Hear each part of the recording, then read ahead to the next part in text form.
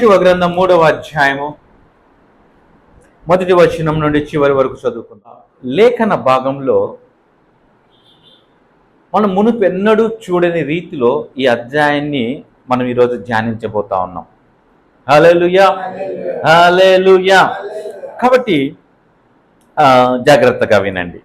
Okay, ప్రియమైన దేవుని బిడ్డలారా, ఈ లేఖన భాగంలో ప్రాముఖ్యంగా చెప్పబడినది ఏంటి అని అంటే, వాళ్ళు యొర్దాను నది దగ్గర వచ్చి వాళ్ళు ఆగారు. 40 సంవత్సరాలుగా వాళ్ళు అరణ్యంలో తిరుగుతూ నిన్నారు. ఇప్పుడు 40 సంవత్సరములు అయిపోయాయి. ఇప్పుడు మోషే నుండి యెహోషువకు నాయకత్వం మార్చబడింది. ఇప్పుడు మోషే చనిపోయాడు కాబట్టి మోషే నుండి యెహోషువకు నాయకత్వం మార్చబడింది. ఓకే, సో ఇప్పుడు యెహోషువ బాధ్యత ఏంటి అంటే, వీరందరినీ కనానులోనికి నడిపించాలి, అనగా వాగ్దాన దేశంలోనికి నడిపించాలి. దేవుడిచ్చిన వాగ్దానంలోనికి నడిపించటం. ఓకే, కానీ వీళ్ళు అక్కడికి వెళ్ళాలి అంటే, ఆ దేశంలోనికి వెళ్ళాలి అని అంటే, ఆ వాగ్దాన దేశంలోనికి వెళ్ళాలి అని అంటే వీళ్ళకు అడ్డుగా ఉన్నది ఏంటి? ఒక యొర్దాను నది అడ్డుగా ఉంది.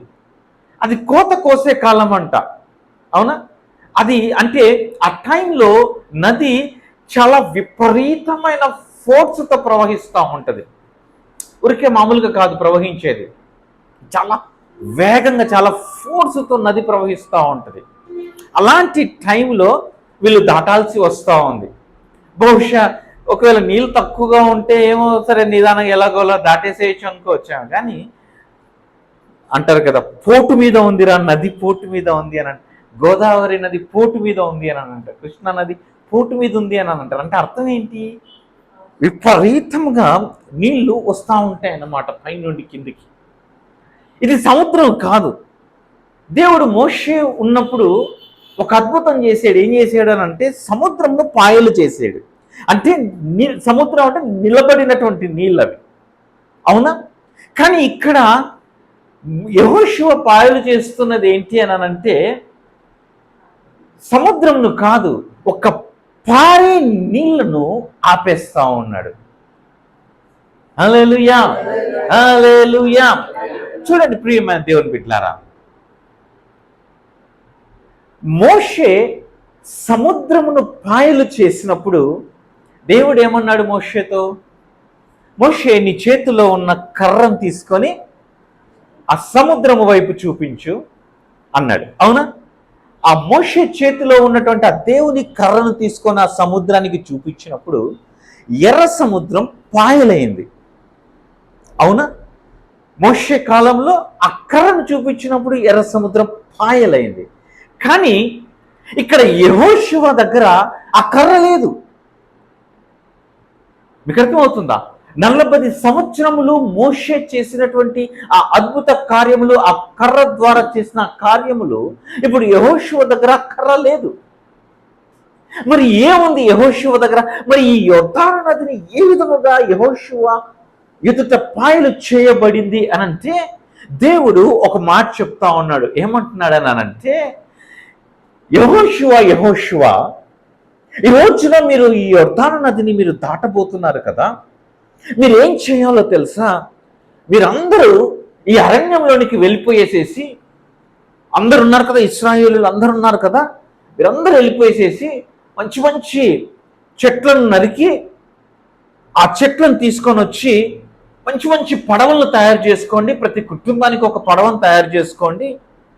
ఒక్కొక్క కుటుంబానికి లేకుంటే ఈ గోత్రం వాళ్ళు ఇన్ని పడవలు తయారు చేసుకోండి.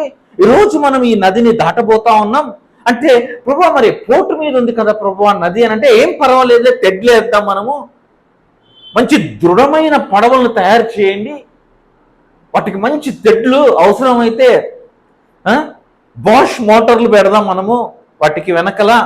అది నీళ్ళు ఎంత వేగంగా ప్రవహించినా సరే మనం కొన్ని స్పీడ్ బోట్లు తయారు చేసి మనము వాటికి ఎదురవుదాం మనము. కాబట్టి మీరందరూ సిద్ధపడండి. మీ దగ్గర ఉన్న కత్తులు, కొడవళ్ళు, గొడ్డళ్ళు అన్ని తీసుకొని వెళ్ళండి, అరణ్యంలోనికి వెళ్ళిపోయి దొరికిన చెట్టును నరికి తీసుకొని వచ్చి ఒక్కొక్కడు ఒక్కొక్క పడవను తయారు చేసుకోండి, అవసరమైతే మీ కుటుంబాలన్నింటినీ ఆ పడవలకు ఎక్కించండి అని అన్నాడా? మరేమన్నాడు?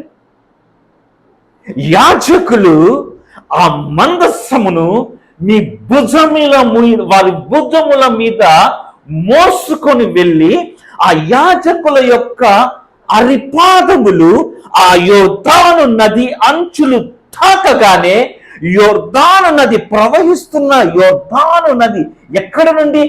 ఆదాముపురము నుండి ప్రవహిస్తున్న యోర్దాను నది నిలిచిపోయి తిరిగి వెళ్ళిపోయి అక్కడికి వెళ్ళిపోయి ఆగిపోతాయి అని అన్నాడు. ఈ రోజున నేను ఒక గొప్ప అద్భుత కార్యము మీ మధ్యన చేయబోతా ఉన్నా. నేను ఈ ఇశ్రాయేలులందరి ముందర నేను నిన్ను గొప్ప చేయబోతున్నాను యెహోషువ. అంత మాత్రమే కాదు, అక్కడ ఇంకొక మాట ఏమంటాడనంటే, నేను మోషేకు తోడై ఉన్నట్లుగా నీకును తోడై ఉందును అని వీళ్ళందరూ తెలుసుకునేలాగా ఈ రోజున నేను చేస్తాను అద్భుత కార్యం. ఆ రోజున మోషేకు నేను ఏ విధంగా ఉన్నానో తోడుగా, నీకు కూడా నేను తోడుగా ఉన్నాను అని వీళ్ళందరికీ తెలిసేలాగా ఈరోజు ఒక అద్భుత కార్యమును నేను చేయాలనుకుంటున్నాను. ఆ రోజున మోషే చేతి కర్ర ఎర్ర సముద్రమును పాయలు చేస్తే, ఈ రోజున కనాను దేశములోనికి వెళ్ళటానికి దేవుని సన్నిధి చేత యోర్దాను నది పాయలు చేయబడింది. నిబంధన మందసం అంటే ఏంటి? ద ఆర్క్ ఆఫ్ కవెనెన్స్ అంటే ఏంటి? నిబంధన మందసం అంటే ఏంటో తెలుసా? దేవుని యొక్క సన్నిధి అని అర్థం. అంటే వాళ్ళు దేనిని మోసుకొని పోతా ఉన్నారు? వాళ్ళు దేవుని సన్నిధిని మోసుకొని పోతా ఉన్నారు. వాళ్ళు ఈ రోజున నీ ఎదురుగా ఎంత భయంకరమైన యోర్దాను నది ప్రవహిస్తున్నప్పటికీ, యోర్దాను నదిలాగా నీ భవిష్యత్తును, నీ వాగ్దానమును స్వాధీనపరుచుకోనివ్వకుండా అడ్డుపడుతున్న ప్రతి విధమైన ఆటంకమును నువ్వు ఏ విధముగా నువ్వు జయిస్తావో తెలుసా? దేవుని సన్నిధి ద్వారా నువ్వు దానిని జయిస్తావు. ఈ రోజున మన దగ్గర మోషే కర్ర లేదు మన దగ్గర, కానీ మన దగ్గర ఏముందో తెలుసా? ఆయన సన్నిధిని మనము మోసుకొని పోతున్న వారం మనము. అనగా నూతన నిబంధన విశ్వాసులు. యెహోషువ అంటే నేను దేనికి సాదృశ్యం అని చెప్పానమ్మా? విశ్వాస తరము అని చెప్పాను నేను. మనమందరము ఎవరము? మనము విశ్వాస తరము వారము. మనము అంటే మనము దేవుని సన్నిధి చేత మనము అద్భుత కార్యాలను చూస్తాం.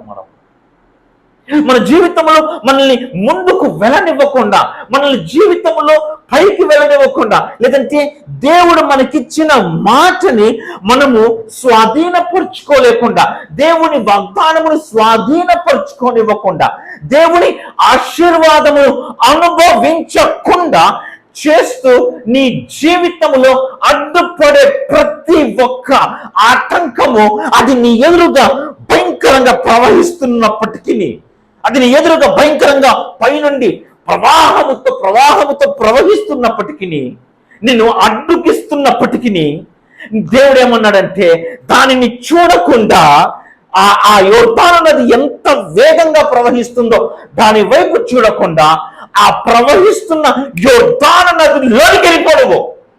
మీకు అర్థం కాలేదు నేను చెప్పేది. నీ సమస్య నిన్ను భయపెడుతుండి ఉండొచ్చు, నీ పరిస్థితి నిన్ను భయపెడుతుండొచ్చు, నీ చుట్టుపక్కల అనే మాటలు ఇవన్నీ నిన్ను భయపెడుతుండొచ్చు. కానీ దేవుడు ఈ రోజు నీతో చెప్తున్న మాట ఏంటో తెలుసా? వాటన్నిటిని చూసి నువ్వు ఇక్కడ ఆగిపోయి వాటిని చూస్తూ ఉండిపోవడం కాదు, వాటిలోనికి వెళ్ళు అంటా ఉన్నాడు. అవునా కాదా? యెహోషువ యోర్దాను నది ప్రవహిస్తుంది ప్రభు అని అంటే, అయితే యోర్దానులోకి వెళ్ళిపోను అని అన్నాడు. నా సన్నిధిని మోసుకొని, నా సన్నిధిని భుజముల పైన పెట్టుకొని నువ్వు యోర్దానులోకి వెళ్ళిపోను. ప్రవహిస్తున్న యోర్దానులోనికి నీ పాదములు దానికి తాకగానే ఏం జరుగుతుందో చూస్తావు నువ్వు. అదే విశ్వాసం అంటే. మీకు అర్థమవుతుందా? విశ్వాసం అంటే అదేనండి. విశ్వాసం అంటే నా ఎదురుగా ఏం కనపడట్లేదు, నా ఎదురుగా ఏం జరుగుతుందో నాకేం అర్థం అవ్వట్లేదు, అరే ఈ అప్పును నేను ఎట్లా కట్టాలో నాకు తెలియట్లేదు, అరే ఈ పరిస్థితులు ఎట్లా జయించాలో నాకు తెలియట్లేదు, అరే ఈ సబ్జెక్ట్ నాకు అర్థం అవ్వట్లేదు, అరే ఈ పరిస్థితులు నేను ఎట్లా, ఏంటి నా జీవితము అని నువ్వు ఇక్కడే కూర్చొని ఆలోచిస్తూ ఆలోచిస్తూ ఆలోచిస్తూ ఆలోచిస్తూ కూర్చున్నావు. కానీ దేవుడు ఏమంటా ఉన్నాడంటే, నువ్వు ఆలోచిస్తూ ఆలోచిస్తూ కూర్చుంటే ఆ నది ప్రవహిస్తూనే ఉంటది. మరి ఏం చేయాలి ప్రభు ప్రభు అంటే పారుతున్న నదిలోనికి పో. ప్రభు పారుతున్న నదిలోనికి నన్ను వెళ్ళిపోమంటావా? నువ్వు వెళ్ళు, ఏం జరిగిద్దో నీకు తెలుస్తుంది. మనమేమనుకుంటా ఉన్నాను, అరే నది ప్రవహిస్తా ఉంది కదా, అరే నదిలోనికి ఎలా వెళ్ళాలి, ఇప్పుడు నేను ఆ నదిని దాటాలంటే నేను పడవలు తయారు చేసుకోలేము కదా, అరే ఈ నదిని నేను దాటాలంటే నేను ఏం కావాలా, ఒక బ్రిడ్జిని కడదామా, ఒక పడవలు తయారు చేసుకుందామా, లేకుంటే ఎవరికైనా ఈత వచ్చా అంటే నువ్వేం చేస్తా ఉన్నావు అంటే లోక సంబంధమైన శరీర సంబంధమైనటువంటి వాటన్నిటి కోసం నువ్వు వెతుకుతా ఉన్నావు ఆ నదిని దాటడానికి, ఆ అప్పును కట్టడానికి. ఇప్పుడు ఈ అప్పును కట్టాలనంటే నేను పొలం అమ్మాలనా, నేను ఇల్లు తాకట్టు పెట్టాలా, లేకుంటే వాడి దగ్గరికి వెళ్ళిపోయి అప్పు తీసుకోవాలా, లేకుంటే ఇక్కడ పోయి లోన్ తీసుకోవాలా, అది తీసుకోవాలా, వన్ అడగాల, అరే వాడేమో 10 రూపాయల వడ్డీ చెప్తున్నాడే, వీడేమో 5 రూపాయల వడ్డీ చెప్తున్నాడు కదా, ఎక్కడి నుండి తేవాలా నేను డబ్బులు, ఇవన్నీ కాదు నువ్వు ఆలోచన చేయాల్సింది. మరి ఏం చేయాలి ప్రభు అంటే నువ్వు విశ్వాసముతో వాటిలో నీకు ముందుకు సాగిపో. నీ అడుగు తాకగానే దేవుని మందసములు మోసుకొని పోతున్న యాజకుల అరి పాదములు ఆ నది అంచులకు తాకగానే నది పాయలైపోయింది. హల్లెలూయా, హల్లెలూయా. కానీ నువ్వు ఏం చేస్తా ఉన్నావో తెలుసా? ఈ నది ఒడ్డు దగ్గరే కూర్చుండిపోయావు నువ్వు, ఈ నది ఒడ్డు దగ్గరే కూర్చుండిపోయావు నువ్వు, ఇక్కడే ఆగిపోయావు నువ్వు. నీ దగ్గర సామర్థ్యము లేదా? ఉంది. నువ్వు చేయలేవా పని? చేయగలవు. కానీ నిన్ను ఆపుతున్నది ఏంటో తెలుసా? నిన్ను ఆపుతున్నది ఏంటో తెలుసా? మీకు ఒక ఫోటో చూపిద్దాం అనుకుంటా ఉన్నా. చూపించమంటారా? మీకు అందరికీ కనిపిస్తుంది అనుకుంటున్నా. కనపడకపోతే ఇది తీసుకొని దగ్గరికి పెట్టుకొని చూడండి, పర్వాలేదు.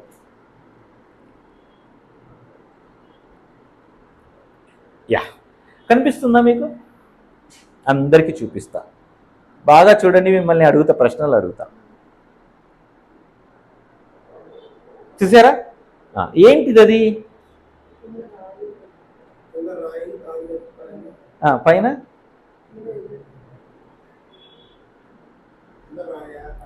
ఇప్పుడు చెప్పండి, ఏముంది? అవునా? అవునా?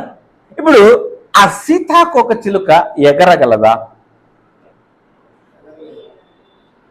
సరే, ఇదంటే ఫోటో. అంటే ఇది ఫోటో నేను ఎందుకు చూపిస్తున్నా అంటే నా మైండ్లో ఇంకొక పిక్చర్ ఉంది, అది దొరకలేక నేను ఇది మీకు చూపించా. నాకు నా మైండ్లో ఉన్న పిక్చర్ ఏంటో చెప్పంటారా? తూనీగలను చూసారా మీరు? తూనీగలను చూశారు కదా? ఆ తూనీగ తోకకి దారం ఎంతమంది కట్టారు చెప్పండి? చిన్నప్పుడు కట్టాము కదా, అందరూ కట్టే ఉంటాం. యాక్చువల్ నా మైండ్లో ఉన్నది తూనీగ. కానీ తూనీగ ప్లేస్లో ఒక పిక్చర్ వెతుకుదా మీకు చూపించడం కోసం అని చెప్పి ఈ సీతాకోక పిక్చర్ దొరికితే నేను దీన్ని సేవ్ చేసి మీకు చూపిస్తున్నా. ఈ తూనీగ తోకకి మనం దారం కట్టి ఆడుకునే వాళ్ళం, అవునా? ఇప్పుడు ఆ తూనీగ ఎగరగలదా? ఎగరలేదా? దారం కట్టక మునుపు ఎగురుతుంది కదా, గాలిలో ఎగరగలదు, చక్కగా తిరగలదు, చక్కగా ఎక్కడికి కావాలంటే అక్కడికి వెళ్ళగలదు, అవునా? కానీ ఇప్పుడు ఆ తూనీగకి తోకకి దారం కట్టి ఇంతలా ఒక చిన్న గులకరాయి, అది మనకు చిన్నదే, ఆ రాయి మనకు చిన్నదే, ఆ రాయికి కట్టేసి ఆ తూనీగను వదిలేసేయండి. ఇప్పుడు అది ఏమవుతుంది? ఎగరగలదు. అది ఎగరగలదు. దారం ఎంత పై అంతవరకు ఎగిరి అక్కడక్కడే అల్లాడుతూ ఉంటుంది, అవునా? చూసారా? రాయి కట్టి నిండకపోవచ్చు, కానీ కిటికీకో మంచానికో కట్టేసిన వాళ్ళమేగా, అది ఎక్కడికి పోకూడదని దాన్ని పట్టుకొని వచ్చుకొని, అవునా కదా? ఇప్పుడు చెప్పండి, ఏది ఆ తూనీగను లేకుంటే ఈ సీతాకోక చిలుకను ఎగరనివ్వకుండా చేస్తుంది? చెప్పాలా? రాయి, అవునా కాదా? అది స్వేచ్ఛగా ఎగరలేకుండా, స్వేచ్ఛగా తిరగలేకుండా, స్వేచ్ఛగా బ్రతకలేక దాన్ని ఆపుతున్నది ఏంటి అని అంటే రాయి. ఈ రోజున దేవుడు నీకిచ్చిన సామర్థ్యము, దేవుడు నీలో పెట్టిన ఆ సామర్థ్యము నువ్వు కనపరచలేకుండా నువ్వు కనపరచలేకుండా నువ్వు ఉన్నావు అని అంటే దానికి కారణం ఏంటో తెలుసా? నువ్వు కూడా ఒక రాయికి కట్టబడ్డావు. అదేంటన్నా ఏమి రాయి అని అంటే అదే చెప్తాను. అప్పులు అనే ఒక రాయి, పిల్లల స్కూల్ ఫీజు అనే ఒక రాయి, ఇంటి బాధ్యత అనే ఒక రాయి. ఇట్లా నువ్వేం చేసావంటే అన్ని ఒక్కటి కాదు నీకైతే పాపం ఆ తూనికకు ఒక రాయే. నీకు ఒకటి కాదు నీకు, అవునా? కుటుంబ బాధ్యత, బయట ఆఫీస్లో వర్క్, తర్వాత ఇంకా ఎన్ని ఉన్నాయి, ఎన్ని బాధ్యతలు, అవునా కదా? మగవాళ్ళకి బాగా తెలుసు అనుకుంటే ఎక్కువ బాధ్యతలు. ఆడవాళ్ళకు కూడా ఉంటాయి. పొద్దున్నే మనకు టిఫిన్లు చేయాలా, వంట వండాలా, వాటికి ఏం తేవాలా, ఎక్కడ, అవునా కదా? వాళ్ళకు అంటే ఇందా చెప్పినట్లు ఆ రాయి దానికి మనకు చిన్నది అనిపించవచ్చు, దానికి పెద్దది. అది అట్లాగా ఒక్కొక్కరి సమస్య వాళ్ళకి అది పెద్దగా ఉంటుంది. ఎదుటి వాడికి అది చాలా చిన్నగా కనిపించవచ్చు, కానీ వాడికి అది పెద్దగా ఉంటుంది, అవునా? అందుకని దేవుని వాక్యంలో ఏమనుందంటే, ఒకసారి మత్తయి సువార్త 11వ అధ్యాయం తీయండి అమ్మా. మత్తయి సువార్త 11వ అధ్యాయం 28, 29 వచనాలు చూడండి.